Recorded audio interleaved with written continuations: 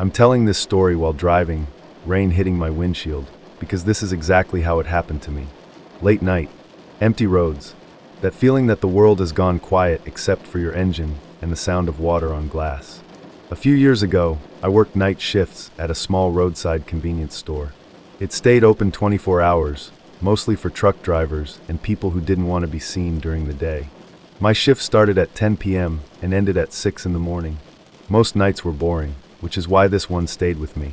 It was raining hard that night too. Just like now. Around 2 a.m., a man walked into the store. I noticed immediately that he didn't shake the rain off his jacket. He didn't even seem wet.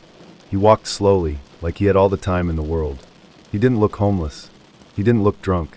He looked normal in a way that felt wrong. Clean shoes. Calm eyes.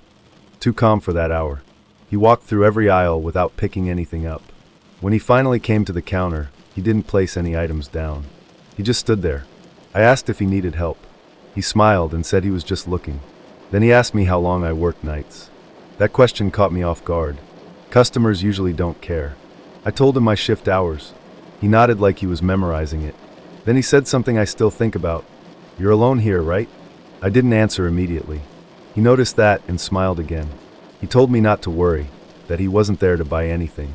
He said he just liked places where people were awake while the rest of the world slept.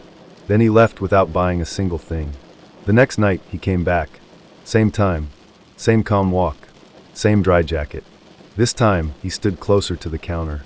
He asked if I ever felt invisible working nights. I told him sometimes. He said people who work nights disappear slowly, and no one notices right away. That night, he didn't leave right away. He stood by the door watching the rain, then said quietly, "If someone screamed in here, no one would hear it." I reported him to my manager. There was nothing they could do. He hadn't done anything illegal. On the fourth night, he came in again.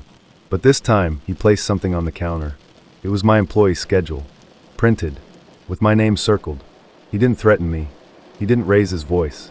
He just said, "You should quit this job." I didn't show up the next night. 2 weeks later, the store was robbed during the night shift. The seller on duty didn't survive. They never caught the man. This one still makes my hands tighten on the steering wheel when I tell it. After leaving that job, I found another night shift position. Different city, different store, same hours. I thought changing locations would change everything. This store had cameras everywhere. Big signs warning customers they were being recorded.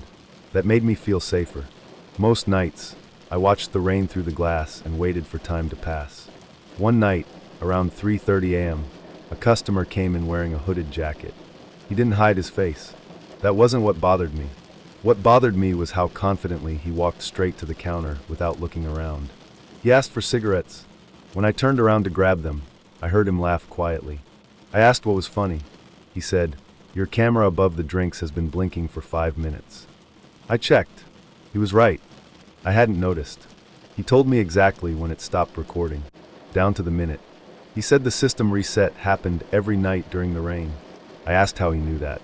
He said he used to work nights too. He said night workers pay attention to different things. He leaned forward and said, "You ever wonder why some robberies look so clean?" He paid in cash and left. The next night, the same camera malfunction happened.